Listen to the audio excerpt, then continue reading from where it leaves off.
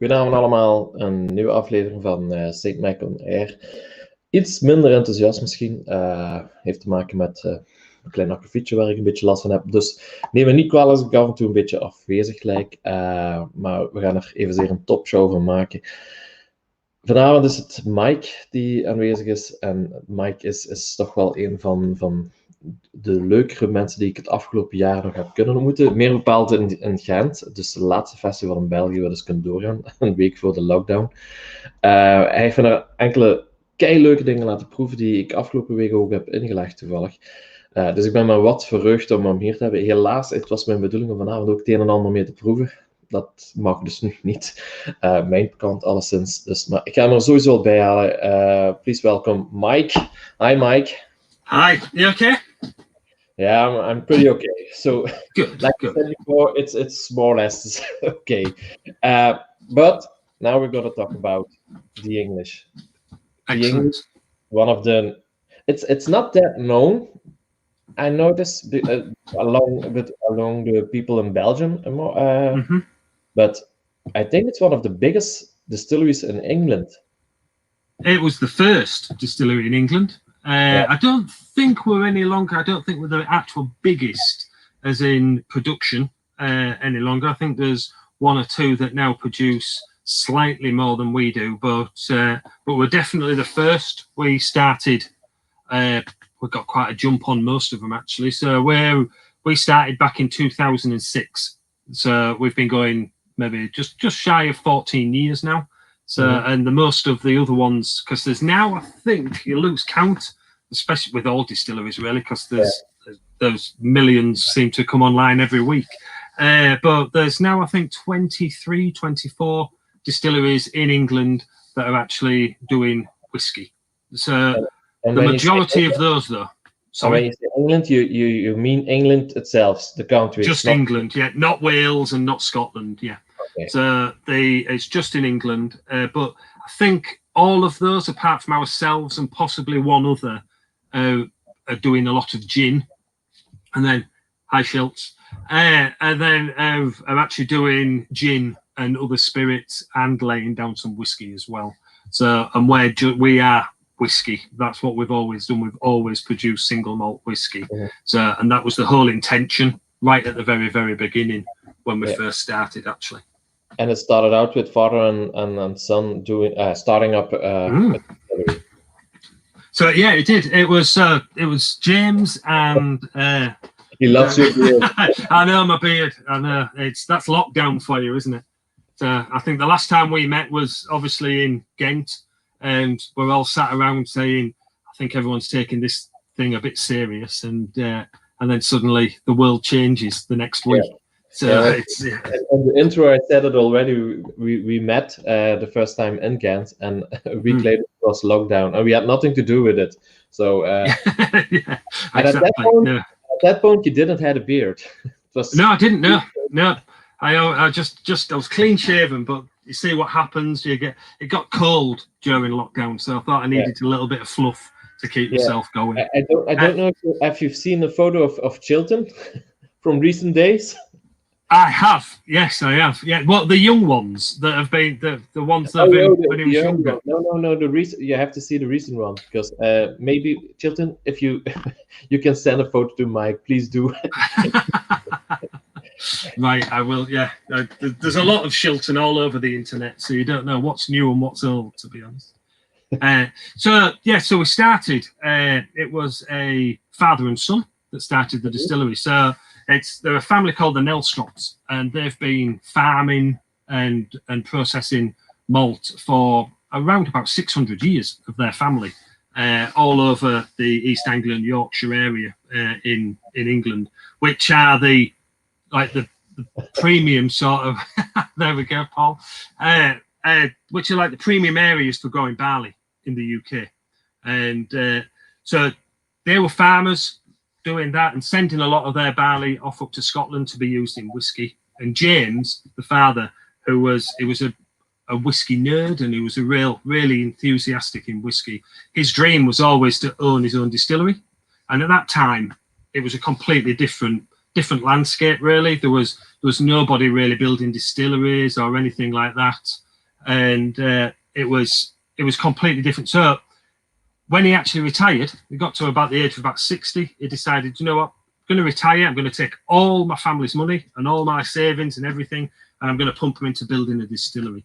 So originally, the idea was to build a small distillery, and like you would call a craft distillery nowadays, really, and to only make a few casks every year. And I think a lot of it was to really keep him interested, to scratch an itch, and also to keep his friends and the local area in whiskey really going forward. And what he actually ended up doing was, once the government got involved, HMRC, our tax authorities, they actually had a law at the time where the smallest still that you could have was 1,800 litres. So it had gone from this very small distillery. Suddenly the government was saying, no, the smallest you can have is 1,800 litres, and obviously that's your spirit still. So then your wash still has to be bigger, and your mash tun has to be bigger. And instead of him running away, I think very much because he was a farmer and he was full of passion for it, I think he just pig-headedly thought, right, if we're going to do it, we're going to do it, and we're going to build a big, proper distillery, and we're really going to go for it. And I think it was about maybe 4 or 5 years later that Sipsmiths, one of the gin producers in the UK, managed to petition and get this law overturned. So now you can have a still that produces, I don't know, a couple of litres or something like that, very small stills. So, but I think what worked in our favour is that we ended up installing the stills, which say our spirit still is 1,850 litres, and it works all the way back to a 1 ton mash tun as well. And this is at this point. Oh, that's us, yeah. So that's the distillery. That's what we ended up building. Apart from the grey bit at the front, which is quite a recent addition in the last few years, that is the distillery as it looks. And then when you see the warehouses at the back there, there's actually now some more warehousing that's been put up in the last about 18 months. And then we have some casks, which obviously everybody needs at a distillery, really. Yeah. So what we ended up doing, as I say, is building the distillery, and he sunk all his own money into it. No outside investors or anything like that. And it's not the idea. So he decided he would just invest his own money into it, and so it was all his own money. And the good thing about that is we didn't, and we still don't now, have any outside investors. So everything it's all on one man's say so, and we don't have to pander to a lot of things. And what it also does is it gives us the opportunity to be able to play about with things a little bit, but also to it's time. We haven't got these investors that are wanting their money back all the time or wanting a return on their investment. So it gives us a real good sort of grounding.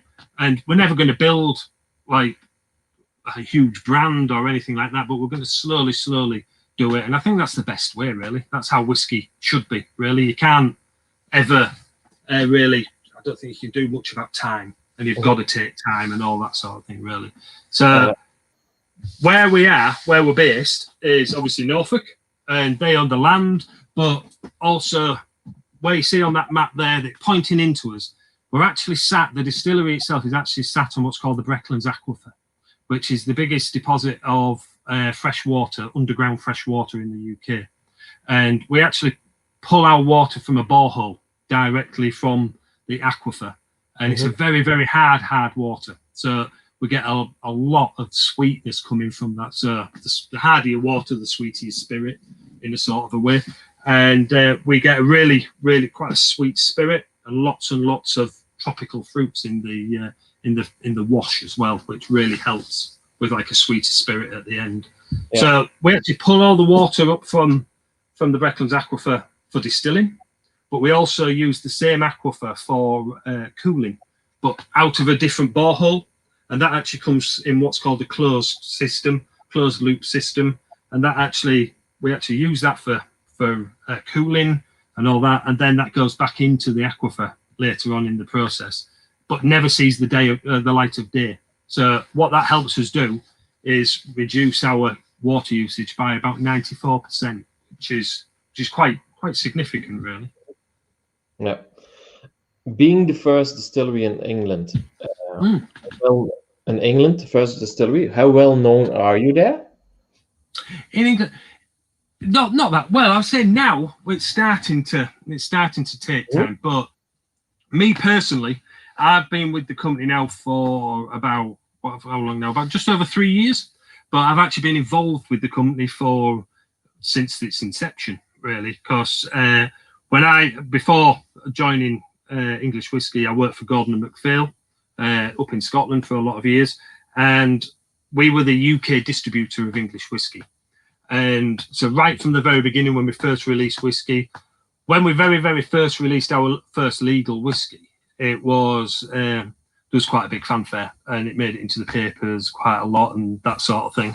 And sometimes with a negative spin on it, because obviously at that time, you're talking, 10, 12 years ago, there was, I don't know, it was Scotland was the only place that was known for whiskey. Even the Indian and the Japanese and Swiss and hadn't really entered into the market in any big way at that time. And so some of the press was, I won't say negative, but just sort of novelty-ish. And but also because we were so far in front of all the other English distilleries, it was quite often like pushing water uphill, trying to get the message out. You were banging a very lone drum. And then now over the last, I'd say 3 to 5 years, there's been a lot more distilleries come into the fore, and there's nearly a sector in its own right there now, I think. And there's just over the last 18 months, 2 years, there's been an awful lot more recognition and that sort of thing. The one good thing from our point is we're the first, and we're the oldest, and we're the ones that have got like mature stocks and things like that. So we've always overproduced to try and build up that aging stock going forward. And so when one of the other distilleries may bring out a 3-year-old or a 5-year-old, then we're bringing out an 11 or 12-year-old, that sort of thing. So, and that will hopefully always continue. But I think as well, with the explosion in the gin market in the UK especially, I think that's helped people look more locally at spirits. And so now I think people for premium spirits do look slightly more local, and obviously the Japanese whiskies and the Indian whiskies and things like that have really, really made quite a big hit in the market. I think people are look more towards New World whiskies or world whiskies or whatever you want to call them. For other things than yeah, absolutely, yeah. What I've always found as well actually is that the biggest obstacle to that is the UK. When you step outside the UK, it's very rarely been an obstacle, to be honest. So it's as though on the continent people are more open to trying different things, whereas in the UK they're a little bit more behind the times in trying new things, I think. Okay. Still not very popular in Scotland. Okay. Other reason. Maybe it's the name, because when you see maybe this, I can imagine when you're being Scottish or Irish, it's like no. Yeah, but I think it says what it is on the tin, doesn't it? Yeah, and it looks great. Every time I see this on a bottle, I like it, and it has nothing to do with the name on the shelves, but it's so for some reason it's when I show this, people know what I mean, because it looks good. The design of the bottles is really great. The design on the liquors, the other stuff than being the whiskeys is great. Okay, at this point it's a seal. It started out with a cat. Yeah, it did indeed. Yeah, it started with a cat, but the whole reason for that was we're obviously from Norfolk. Our ingredients and everything comes from Norfolk, and the bowler hat was invented in Norfolk. So it was invented for one of these stately homes in Norfolk called Holcombe Hall. And but when we had a cat on, you go through this whole thing of saying we're from Norfolk, the ingredients is from Norfolk, the bowler hat was invented in Norfolk, which most people, especially in the UK, go, oh, I didn't know that. And then you go, and it's a cat, and that's it. There's no relevance with the cat. Whereas we decided to change that after the first batches of them, and we've changed it to a seal. And we actually have the largest population of seals in the UK on the Norfolk coast. So I just thought it was quite a nice, you've got that, so marketing would call it, a narrative running all the way through. So you can, everything's linked to Norfolk. And I think when you actually, if you ever get a chance and you get one of the old ones that's got a cat on it and you get one of the new ones that's got a seal on it, and you put them together, suddenly the cat starts to look a bit sinister.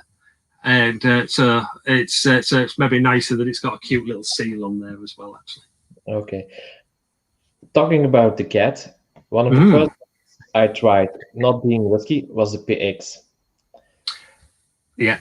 And it was the, I have to say, I'm sorry for this, but it was a really ugly bottle. Yeah, one of the old, I've got one somewhere down here, but one of the really tall, cheap, nasty bottles, the green ones. Bottle, and I was like, what the hell is that? And then the importer said, Gunther, you have to try this one because you're really gonna love it. But he told me a story, but I'm not sure if it's correct. So do you know it'll be a lie if it's come from there, definitely. But what's the origins of the PX? Because I was quite impressed by the story, but I don't know if it's true. Yeah, well, I'll give you our version and see how much he told of lies or whatever exactly. So the PX, to be honest, is quite a. I think it runs all the way through the distillery and a lot of other things that we do nowadays. And so James absolutely loved Pedro Jimenez sherry, and I think one of the things of the distillery was to give him an excuse to buy it in bulk quantity as well, actually. So what we actually ended up doing was, when we were buying casks for maturation of the whiskey, the sherry casks, instead of him just buying empty casks, he actually bought casks still full of PX. So we actually brought across quite a lot of butts, and but they were still full of PX sherry. And I think the sherry in it was around about 12, 14 years old at that time. So it was quite really nice, mature sherry. And what we decided to do was actually use that sherry that was in there to season some of our own casks. So to take some of our bourbon casks or virgin casks or whatever, at the time it would have been second fill, but ASB casks, and actually put the sherry in there to season it. So hopefully further down the line we would end up with some seasoned sherry casks for our own. And as you know, obviously a lot of the sherry casks out there in the whiskey industry nowadays have only seen sherry for 12 months or something like that. They're all seasoned just for more for the whiskey industry than for the actual sherry that's in them. And so we decided to do that. But obviously PX is a really, really thick, viscous sort of sherry. And so we decided to water it down a little bit. And to water it down, we actually used whiskey, because we have quite a bit of whiskey around about the place. So we actually added some whiskey into it, and that was hopefully to help it to soak into the wood a little bit better and penetrate the wood a little bit better. And then we just left it, and we left this mixture in there for around about, I don't know, anywhere between 3 and 5 years, just maturing and seasoning the wood. And then we actually decided, we'll bounce that into some more casks. We tried it just out of interest, and oh my god, it's amazing, this stuff. What it's done is it's taken the PX that's really, really, really sweet and a little bit undrinkable because of its real sweet and stickiness, and it's just cut through that, and it just makes it more drinkable. And so we decided to bottle it. But at the time there was no like we have been, we're a one-man band in some sort of ways. We bottled it into the cheapest rubbish bottle we could find, and we basically printed a label on a printer in the distillery, and we stuck it on. And it was the sort of thing that it really took off, but it only took off when people tried it, because the actual branding, well, there wasn't any branding. It was just it was a bottle with a white label on it. And but when people tried it, they went absolutely mad for it and absolutely loved it. And as I said, today it's a really, really good, stable product for us. And we've carried on doing that seasoning ourselves. And the good thing to come from that, and I think was one of the aims at the beginning, was we've got full transparency all the way through. We know where our bourbon casks come from, or any of our wood comes from. We know exactly where it's come from, and all the way through to whatever it's finished. So there's that transparency there, and we can manage that all the way through. And we've even done that now, as I say. I think it's something that runs through the whole distillery. Is that we've now done that with some rum. So quite a few years ago, we bought quite a lot of Caribbean rum, and we put that into casks, and we've seasoned that in casks. And now, just earlier on this year, we actually brought out our first rum cask matured whiskey that used our own seasoned casks as well. And I think out there in the marketplace for casks, there is out there in the marketplace, I think, for casks, to get a decent rum cask is quite hard, because they've bounced about from Scotland to the Caribbean and from America. They're all over the place, and to be able to really control that from start to finish is really, really good. And you can get it. We can work it so it works with our spirit, instead of having to match our spirit to something that we're bringing third party. Yeah, let's have a look at the range at this moment. Of course, there's the whiskey, but and the row above, it's a PX, I see. Yeah. The knock, I know the knock, not another, but the other ones I don't know. So actually, I've sent you a picture there of something that doesn't even exist yet. Well, it does exist, but it's not been officially released. So the PX is obviously the sherry, and I've just said about. The nog is a cream liqueur, and my own personal guilty pleasure, I must admit. It's lush and just over ice is absolutely gorgeous. The quince is done with it's our whiskey and quince fruit, which is, if you don't know what quince is, it's like a pear, but a really ugly pear, really ugly hard pear. So it's quite an old-fashioned English fruit, really. And then also there's one on there, the bramble, which is the other dark one on there. And that's, again, that's our malt spirit that's infused with brambles or black currants, whatever you want to call them. And that's one that's actually, it's not available yet, but it will be available. I think it's the 1st of October or somewhere around about there that's actually to be released. I've tried it, and it's absolutely lush. It really is. It's really nice. And the liqueurs are really, really good sort of side of our business, which is they're very, very popular in the local area. They're popular in certain countries as well. Do very, very well with them. And it's just an extension to the whiskey range, really.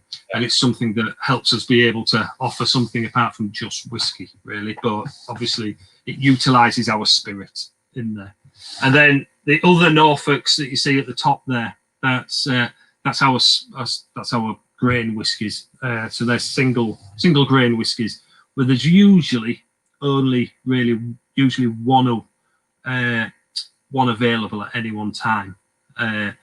And they're very, very small batches of around about 1,500 to 2,000 bottles at a time, and say they come out about once every 18 months. What they are is they're very much a plaything, I would say. They started off as a complete and utter experiment. It was when James came to David, who's our head distiller, and said, if there was a whiskey that you wanted to produce, you wanted to mash, what would it be? How would it, what would you want to do? So he came up with a recipe, and at the time they had no idea what it was going to be called. It ended up being called the Farmers, was that one. And he actually came up with a mashing recipe of 7 different grains. So there's 7 different grains in there, all sorts of different things. I have got a list of them, but I'm not supposed to share it, so I won't. But there's 7 different grains in there, and it all goes in one single mashing. So it's one single mashing, a ton mash, and so it's all grains. And what he wanted to get out of that was just something completely different. And the reason we ended up calling it Farmers was it used virtually all the grains that we could get from the maltsters at the time. So it used virtually everything, and just in different quantities. And that, I think the great thing, and really speaks highly of how James and Andrew look on the distillery, is that he'd come to David and asked him that. David had said, here's this recipe, it'll be very expensive to do, but this is what I'd really like to do. So fine, order some up and we'll have a go with it. And then he's come back to David again about 10 months later and said, that thing that we did about 10 months ago, we don't know what it's going to be like for about 3 or 5 years. So you best order some more up and have another go at it. And then and that carried on for about 3 or 4 years until we actually eventually released it and decided it was right to be released. And out of the 3 whiskies that we've done in the Norfolk range, we've won European Whisky of the Year twice with them. So there must be something.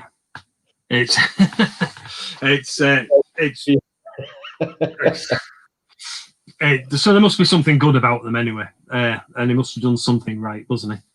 Yeah. Talking about David, how important is the distillery? Oh, it just turns a few taps and that sort of thing. It's not important in the slightest. No, it is very, very important. I think he actually, when we first started, he's joined us right at the beginning. So when James actually started the distillery, he managed, I don't know how, but he managed to coax Ian Henderson, who had recently retired from Lafroig, out of retirement to come and help us set up and design the stills and just advise a little bit. And so Ian Henderson came on board for that, and actually David joined with him and worked under Ian for about 18 months. Before that, previous to that, David was a master brewer at Green King, which is a brewery local to us, quite a large brewery local to us. And so I think with brewing, you're halfway there already, aren't you?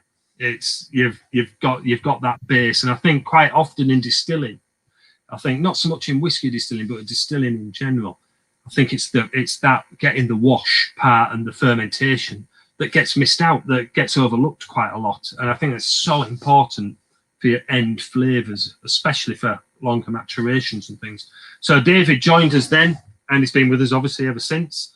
And I think he's key to the entire thing. He's for a very, very young distiller and somebody who's not been a distiller for that long, for him to have been awarded the Icons of Whisky Distillery Manager of the Year twice, so in 2017 and this year, I think it's a massive accolade, and obviously a thing that people respect him for quite a lot in the industry, really. Yeah. When you say he's very young, how young is he? Well, no, I mean, it's not that young. He's about 50 odd, but he's young within distilling. So he's not been. It's not like a third generation distiller or anything like that. He's only really been a distiller for 14, 15 years, something like that. So, the English one is the only distillery you worked for. Yes, yeah, he is indeed. Yeah. So he's the only distiller he's worked for, and hopefully the only one he will work for as well. Actually, I'm pretty sure it will be. Talking about distilling, you mentioned it before. Distills. You double distill? Yes, we do. Yeah, we do distill. We do a very small amount of triple distillation every year, where that goes through the spirit still twice. So on the picture there, you've got the one in the background is the wash still, and then you've got the spirit still, which is the one in the foreground there. And we double distill. We've got a very short cut on our stills, so we do take quite a short cut, and which just gives us that sweeter spirit, really. And what it also Wow. yeah, well, depends how you feel, doesn't it? Really, I suppose. Sometimes I haven't hit that yet, and I don't feel that young.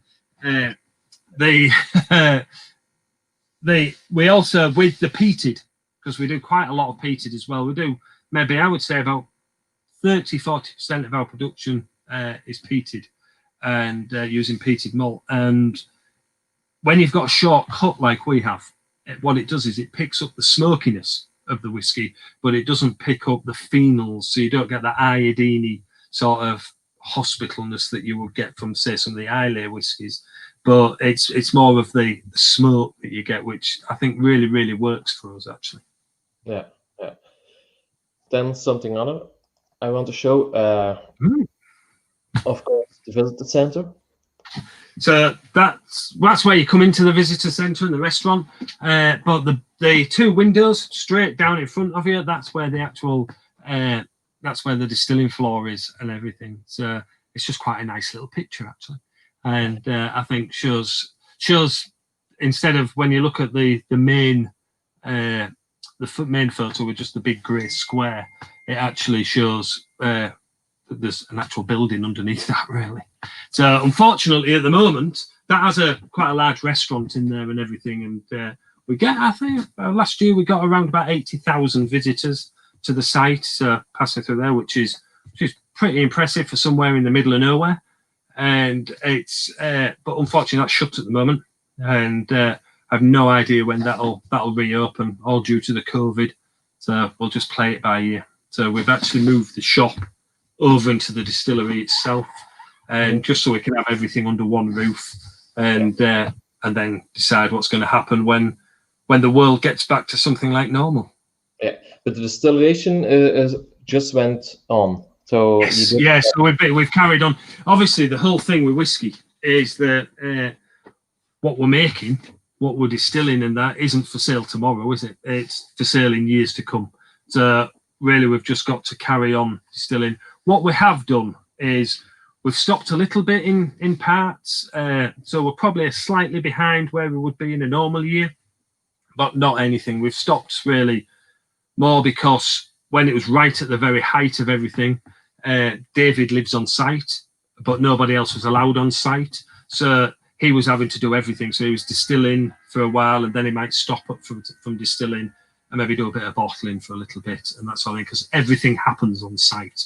So all the way from our milling, all the way through to hand bottling, everything happens on site from that point. So he was having to run around and do a bit of this and a bit of that and a bit of the other, and it's that slowed him down a little bit. But I think now we're back and we're banging along at full speed.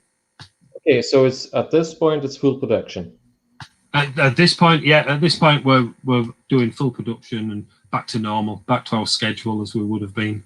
And so we will have, possibly in years to come, we'll have the odd little gap, but I think there's going to be people with a lot bigger gaps than we've got, to be honest with you, because there was complete distilleries that shut down full stop really for quite some time. This one is funny. Good to choose rather than the middle of nowhere to name the distillery. I don't know. I think middle of nowhere, that would have been quite people would have been looking for it everywhere, wouldn't they? People would have talked about it. So do you know? Yeah. Have you ever had any middle of nowhere? When we started talking at the beginning of the show, you mentioned being the largest grain producer for many years. This is a bit of one of the fields.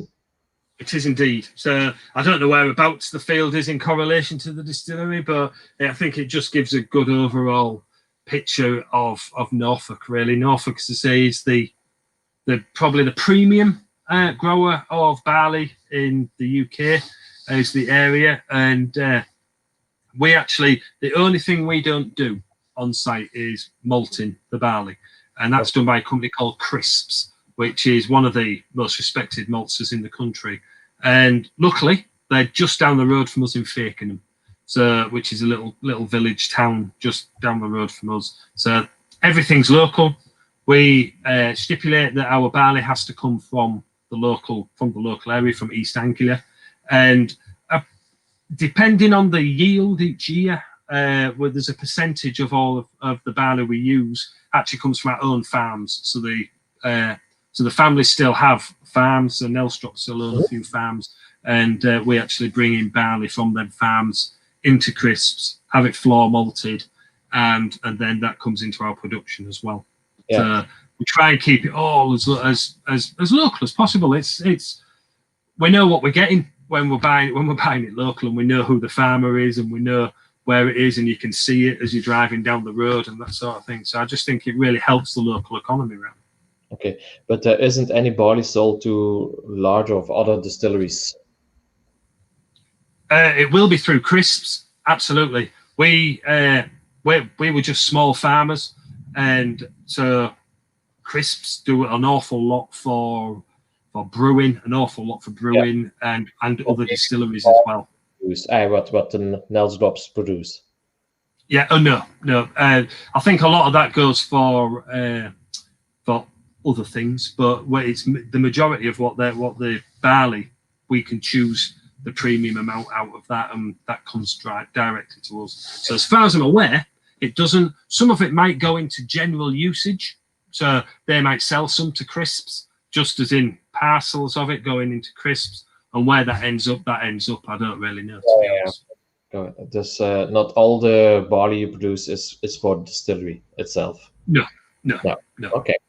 A while ago, you had a visitor in the center. This picture reminds me of another distillery some while ago. I used in a show. He travels a lot around, and he visits. Travels a lot around and gets given casks. I think that's what it is. I think I would travel and sign casks if everyone was going to give me a cask. Really, to be honest with you, as long as they took the photograph. Charles came. So we opened producing in 2006, but we didn't actually open to the general public until 2007. And Charles came along and opened the distillery in 2007 to the general public, and opened the visitor centre and that sort of thing. And it's great. There's still the only 2 casks on site that are not owned by the Nelstrop family. Is actually Charles's 2 casks as well. Prince Malty. Prince Malty. Many is on the roll.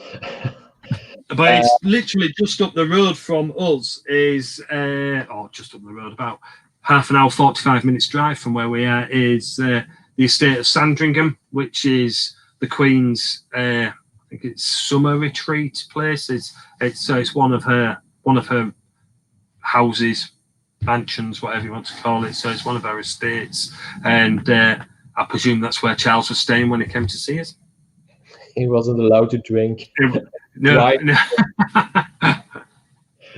He emptied the bottle. So eventually, I presume that them casks, one of them will be sold for auction, or not auction, but like it'll be sold in some sort of way to raise money for the Prince's Trust or something like that, really. But I'm sure he's got hundreds of them around all sorts of distilleries all over the place. Yeah. You mentioned you worked for Gordon MacPhail. You did. Yes. For quite some time, you worked for them. For about 7 years, I think it was, something like that. So my history in the drinks industry, I've been in the drinks industry for, I don't know, a long time. I say a long time, maybe 20 years or so, something like that. So I actually started working for a brewery. So I worked for a very, I would say small brewery, but one that's quite, I don't know how well known it is outside of the UK, but it's a local brewery called Samuel Smith's, which is a very, very old-fashioned brewery in the UK. I think it started in the 1700s. And so I worked for them for a lot of years, and that was a real grounding in the drinks industry. And then eventually I ended up joining via going through Carlsberg Group, and that's how I ended up joining Gordon & MacPhail. So all I've really done is go up in ABV, that's all. And joined Gordon & MacPhail, and so I worked for them for a number of years. And that's where I came into touch with English Whisky Co, because I was actually, we were the distributors of English Whisky at the time, and we're the distributors of another number of other brands, Paul John, which is where I came into touch with young Shilton as well. And also I can remember Shilton's very first tasting in the UK. I was there. So, and it's come on quite a bit since then, I must admit. So it's the hair and the beard. Then we also did Kilhoman and Loch Lomond and a number of other brands, as well as obviously the Gordon & MacPhail bottlings and Ben Romack as well, yeah, and that sort of thing. And I actually left Gordon & MacPhail, and it was when I left Gordon & MacPhail that Andrew from English Whisky actually contacted me and said, I didn't realise that you were looking to leave, why don't you come and join me? And I think, again, it's a testament to English Whisky Company that it's about making whiskey, is that when I actually joined them, when Andrew asked me to come and join them, they'd actually been going for about 10 years at that point, but they'd never actually employed anybody in sales at all. So it was all about making whiskey. Yes, you've got to flog it at some time to actually pay the bills, don't you? But 10 years after they first started making spirit was when they actually employed somebody in a sales role for the first time. And I think that's quite good. Most places think about the sales and the marketing first and then start making some product. And it was very much about making really, really good whiskey and getting it right before they actually really entered into the market in any sort of way. Yes, they'd already been in the market, but not actually in a direct sort of way. So I thought, yeah. And I was already in love with the whiskey, and I thought I just liked the whole ethos of the whole company. And I thought, yeah, why not? Let's give it a go. And I'm loving it. Yeah. At this point, there are a lot of bottles, and from the English, of course. I noticed you had a few of them in the back, so I make you the bigger one so people can see what it's all about. Have you any idea how many there are at this point? I don't know, actually. No, quite a few, because what we did when we first started, we let's grab something from here. So when we first started, the branding was slightly different. If you can see that.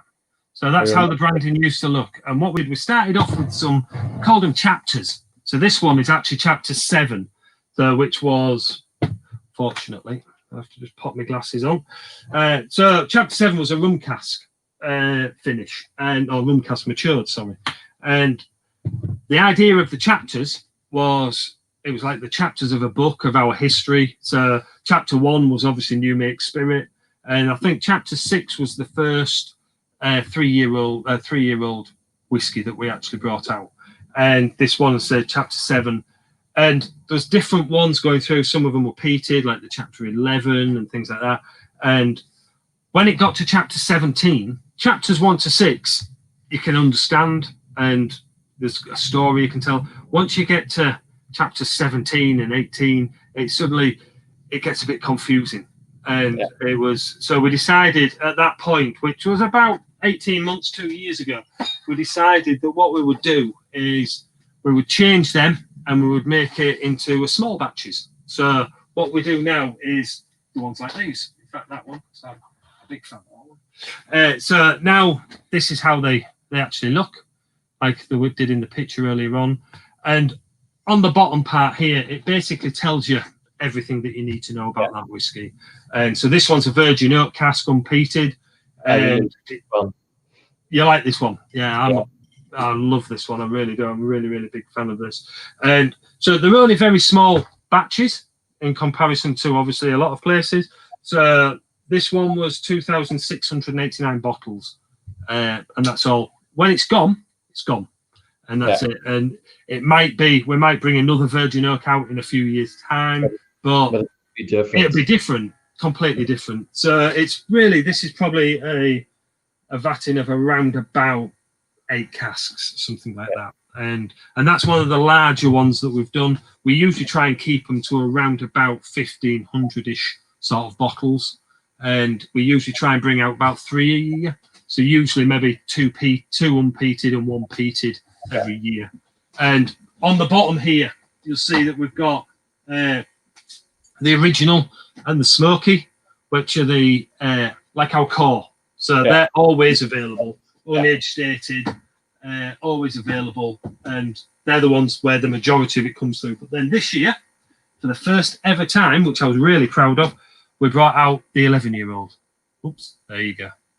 So that was our first ever age stated. Why 11? Mostly people choose for 10. Because we can. Because we can. We didn't want to be. We didn't want to be just a 10-year-old or a 12-year-old, something like that. So we decided, we'll go for an 11. Yeah, exactly. And that was a lot more successful than we expected. We thought it would be successful, but it's completely sold out or being allocated, and that went down really, really, really well. So at any one time, we would hope to maybe have the original and the smoky, and maybe 3 small batches. That's the idea.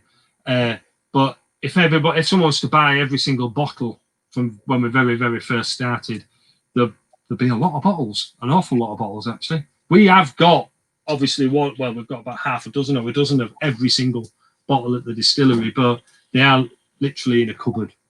We eventually will get round to actually making a really nice display of them, but it's not something that we've done yet. One of the bottles I really want to talk about this evening, and I think you can guess it already, is one. Let's show it. This one? That's the one. Let's be prepared. Oh, there we go. So it's small batch as well.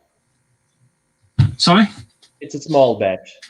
It is a small batch. So this was 1,400. I think 1,499 bottles. I think it was.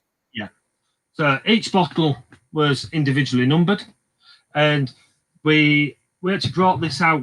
In fact, this is the second time we've done a Lest We Forget. We did one quite a few years ago, and it's not something that we'd want to do every year, but we did it last year. We did one, and we bring it out for the Armistice Day, for Remembrance Day, and or just before Remembrance Day. But there's a proceed goes for every bottle goes to the Royal British Legion, which is our poppy appeal, and it's just like a remembrance of that. Really, it's something that we wanted to do. We do quite a lot in our local area with of like specialist bottlings and things like that for the Army and the Air Force and that sort of thing, because there's quite a lot of bases around and about the Norfolk area, and so it's quite a natural progression to actually do something like this. And what we did was David actually did the vat into a certain level, and so there's a tiny little bit of peat in there just to give it that sort of that earthiness, really. And it just slightly comes through at the back end, and I just think it's a fantastic whiskey, and it's really popular, and so it completely sold out last year. And then again, when we do it again, which might be, I don't know, in a few years' time, then hopefully it'll be as popular again, and we can raise some money for the poppy appeal again. In Belgium, they are still available. Is it? Oh, right, that's good. That's good. So we have a question. Jump on it. Do you have any future plans with wine cask? It's fine. Somebody must have been reading some of our literature somewhere, actually. The private literature. Yes, we actually have. We've released some wine casks in the past.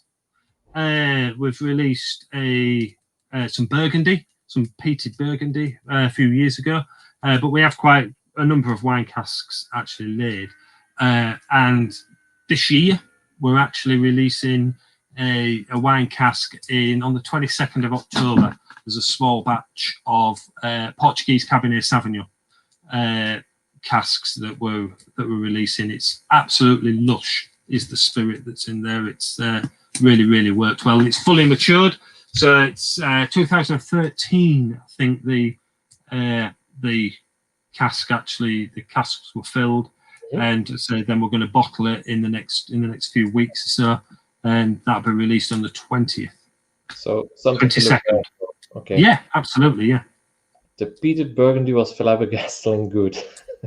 Oh, brilliant! That's it. Because I have a little sample of it here. Actually, it was beautiful whiskey. That was how dark it is and everything. It's absolutely gorgeous.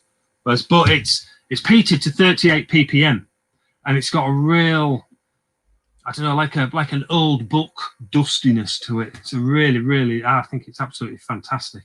And to the point where, have you ever heard of Harvey Nichols, the posh retailer in the UK? They're quite like Harrods sort of in the UK, and they loved it that much that they actually ended up doing a single cask bottling just for themselves of it as well. Another question: are there plans to go for a sort of standard returning release in the future, or do you prefer the freedom to go from batch to batch, seeing and exploring rare creativity? Will lead you was a long question. Yeah, no, that's okay, no problem. with the original and the smoky, they will always be. They're like our core. That will always be available, and we're hopefully they're our main thing.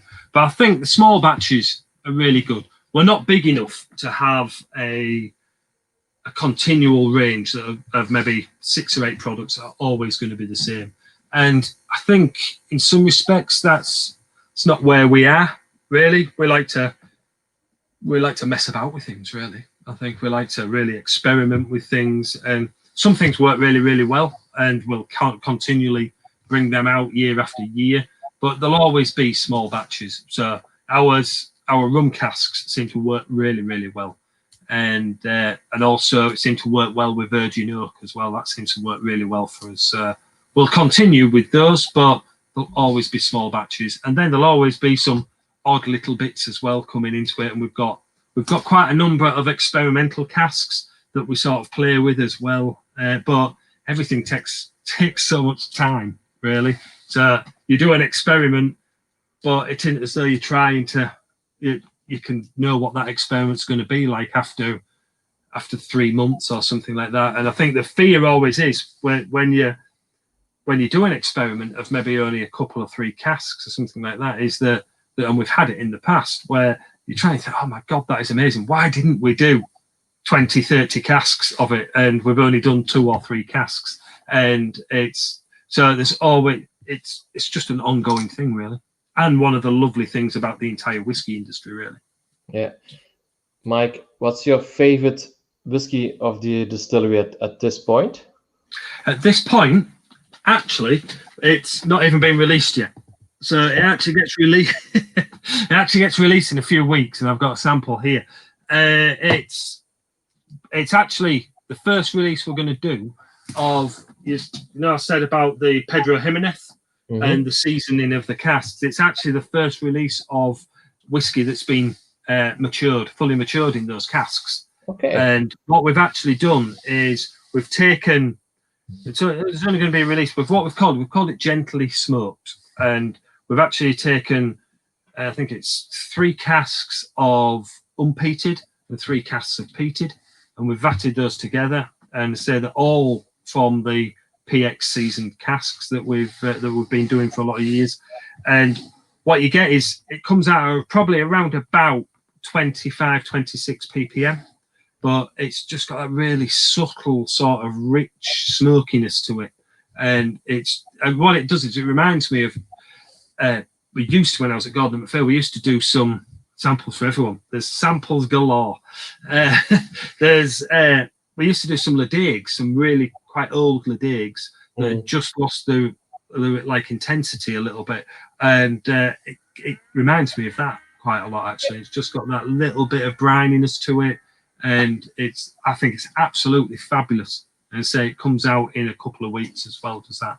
So I think it's in fact maybe next week, 17th. I think it is that it comes out. Week on Thursday. In the UK, you mean? In the UK, it will eventually make its way into Belgium. There is an allocation for Belgium and that sort of thing, but it's one to really look out for. I think it's one that I've kept going back. That's my second sample bottle because unfortunately the other one disappeared. I don't know what happened to it. It just seemed to. I don't know whether there's a hole in the bottom of the bottle or something. It just seemed to go down very, very quickly. It was gone. It just disappeared. Yeah, just disappeared. And I think it's just the right level of peatiness as well. I'm a fan of peaty whiskies, but a little bit like our smoky is I like tasting peaty whiskies, like your heavier peaty whiskies, but I'd never really drink them, if you know what I mean, as opposed to just tasting them. But with that and with our smoky, I could drink it all night long and keep going back to it as well, which is, I think, really, really nice. I'm not there to persevere with a whiskey. I want to enjoy a whiskey. Really. Yeah. Same question. So what's your favorite whiskey all around? All around, I don't know. It depends what mood you're in, doesn't it? That's the thing. But I would say the one whiskey that changed my life is, and I've always gone back to it, is Ben Romack 30-year-old. It's no longer available. I have got a few bottles put aside, and it was the first time that I'd ever tasted a whiskey and understood why somebody would pay hundreds of pounds for a whiskey.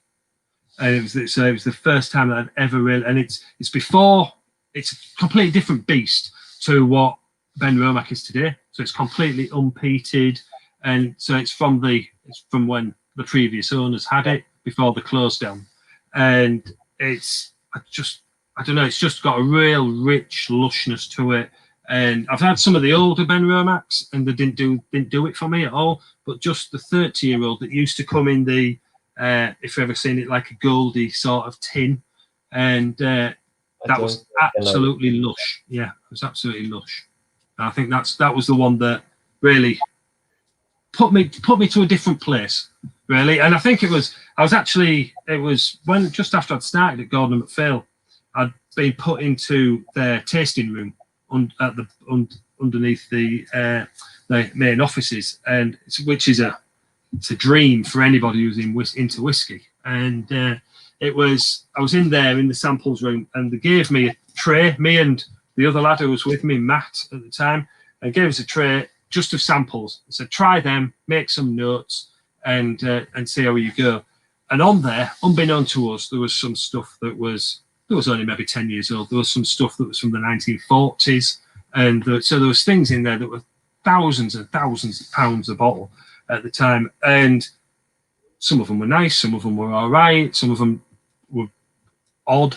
And then, but it was the Benromach 30-year-old was the one that I'd had, and I'd written. I was like, oh my god, that is amazing! I can see why somebody would pay money. And it turned out on the day to be one of the cheaper bottles at the time. I think it was only about £140 a bottle or something like that at the time. It's not any longer; it's an awful lot more. But it was just that one way. You suddenly thought, I get it now. I get it. Manos back, grabs remaining stock of Benromach 30-year-old, switch a career to the English Whisky Company. Yeah, there you go. I could see where English whiskey was going. That's the thing. So I thought I'd get in early this time. Actually, that's my last question for you. Where do you think the English Whisky Company will be within 10 years? Within 10 years, I think where we'll be is quite similar to where we are now, because we're but just a little bit more known. I would hope that we would be respected within a sector that is English whiskey. So I think we'll just be seen as the granddaddy and the pioneers of the English whiskey sector, which will hopefully be quite a big sector at the time. We're never ever going to be the biggest and take over the world or anything like that, but I think we'll just. I always try and think. I think sometimes that we could, in 50 years' time, end up being like the Springbank of the English whiskey sector. To be honest with you, just like ploughing our own furrow and doing our own thing, family owned, and just doing our own thing, and let everybody else do all the crazy stuff round and about us. Yeah. Okay, that's a really nice answer. Just saying for the viewers, it's something completely different. I have to do this every week. So Alex with us in the studio from. It's not about whiskey this time. It's about Calvinist. I'm pretty sure he will talk us through it. I hope he knows a lot about Calvinist, because I don't. So it will be a different session. Let's say it like it is. But I'm pretty sure it will be okay. So, Mike, if you say, oh, we have a question. Oh, go for it. Oh no, it's not a question. That's nice enough. If you, the same question again, where do you think you are in 10 years? Still with the English? Talking to you, saying, can you remember when we were 10 years ago, when I was last on? Yes, I think I will be. Yeah, I would hope to. I would hope so. Yes. I've invested, not money wise, but I've invested quite a lot of myself into English Whisky Company, and I do love it, and it's quite a passion for me, really. And it was before I joined. I was like the crusader for English whiskey when I was at Gordon and MacPhail, and I would hope that I was still here, still as passionate as I am about it now, and just even more bottles, more shelves behind me with even more stuff on, really. And yeah, I think that's where I'd look. I like to think I could see my career out at English Whisky and that sort of thing. So it's pretty clear we were going to see you every year in for example, Ghent. Yeah. As it is possible at that time. Exactly. Yeah. No, you see me. I love the travelling side of it.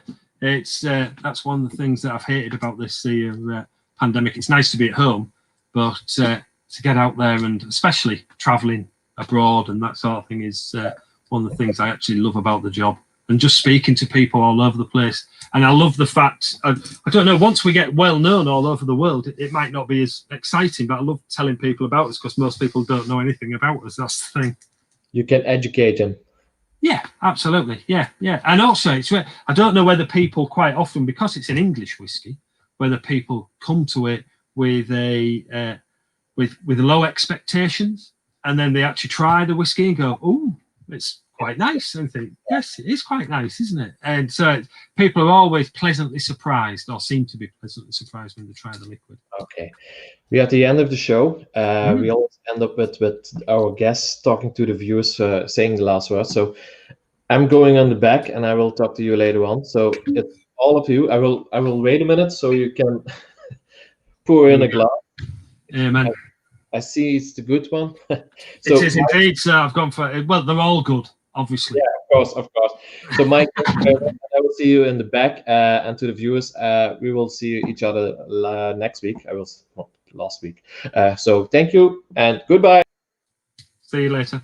Thank you very much, everybody, for joining us. And hi, Johan.